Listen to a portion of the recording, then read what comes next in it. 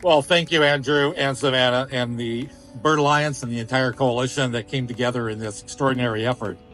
I also want to thank the City Parks and Recreation staff who have added our candidate to be the new city official flower to the planters around us here in the concourse at City Hall.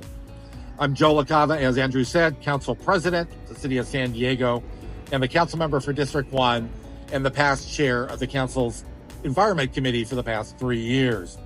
I had the honor of engaging the Bird Alliance to bring forth a process to select a new official city flower.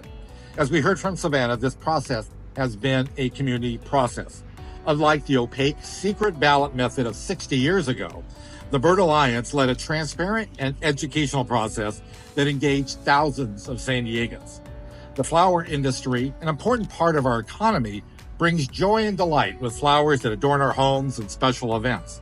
Flowers that seemingly come in any color or size we demand. Our native plants, in contrast, teach us the beauty of simple elegance. What is more elegant than this beautiful, delicate flower? A plant that fits into the ecosystem of its natural habitat, one that can rely on the natural soils and rainfall to seed, grow, and thrive. So too were the initial group of 8 flowers, as shown on that board, that were carefully selected to meet that goal of native but not endangered, thriving but not overwhelming.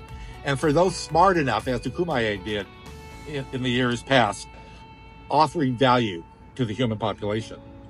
The initial bracket of 8 carefully selected candidate flowers created spirited debates among friends and colleagues as we waited eagerly to hear the results of each round of voting. It was a delightful, if small, diversion from this work at City Hall. Whether you voted for the bush sunflower, the California wild rose, or were among the majority of voters, as you heard from Andrew, that picked the blue-eyed grass, you learned about the importance of native plants to our city and our region. Pollinator-friendly, drought and fire-resistant, those characteristics were widely shared with schools, libraries, and at community events.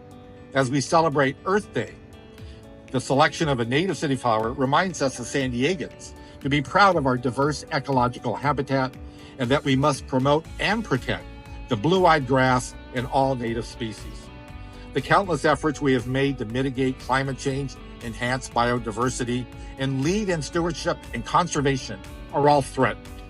The public process leading to today is one of the many ways we must educate, collaborate, and ultimately celebrate the value of protecting our natural environment. The city is certainly facing its fair share of challenges and serious issues, as we heard just yesterday afternoon. I know the selection of a city flower might seem as a departure from these pressing matters. Now, however, more than ever, we must be talking about habitat conservation, resiliency, about the world we are leaving for our children and grandchildren. Thank you again to the San Diego Bird Alliance and the Coalition for raising awareness of native plants among San Diegans. Your collaboration with plant experts, nonprofits, and local tribal nations have made the selection of a city flower about sustainability, biodiversity, and our connection to the Kumeyaay people and their land.